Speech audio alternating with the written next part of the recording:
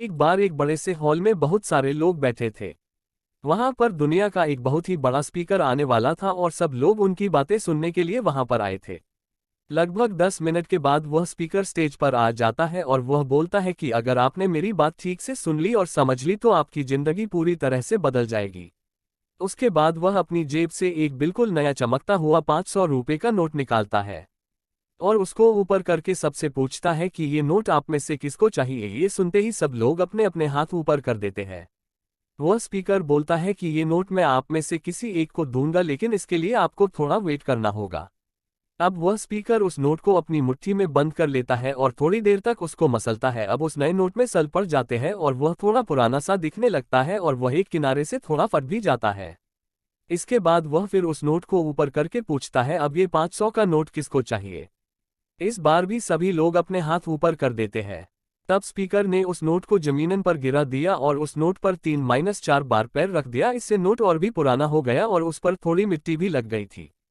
फिर उन्होंने उस नोट को ऊपर किया और पूछा कि अब बताओ, अब इस नोट को आप में से कौन लेना चाहता है। और इस बार फिर सब के सब ने अपने हाथ ऊपर कर दिए। स्पीकर अब नोट को फिर से नीचे जमीन पर गिरा देता है और उसके ऊपर कूद कूद कर उसको दोनों पैरों से रगड़ देता है और उसके ऊपर चाय भी गिरा देता है। अब नोट इतना गंदा हो जाता है कि उसको पहचानना भी मुश्किल होता है। कोई भी उस नोट को देखता तो यही बोलता कि अब ये सिर्फ एक गंदा कागज का टुकड़ा है, अब ये बेकार है, इस दुनिया में इसकी कोई वैल्यू नहीं है। स्पीकर ने एक बार फिर उस नोट को उठाया और ऊपर करके सबसे पूछा, अब इस नोट को कौन लेना चाहता है। और इस बार भी सब के सब ने अपने हाथ ऊपर कर दिए। कितना भी गंदा पुराना मिट्टी में सना हुआ चाय का दाग लगा हुआ हो, लेकिन अभी भी वह 500 रुपये का नोट ही था। जिंदगी कई बार बड़े बड़े झटके देती है। आप एग्जाम में फेल हो जाते हो या जॉब के इंटरव्यू के बाद आपका सिलेक्शन नहीं होता।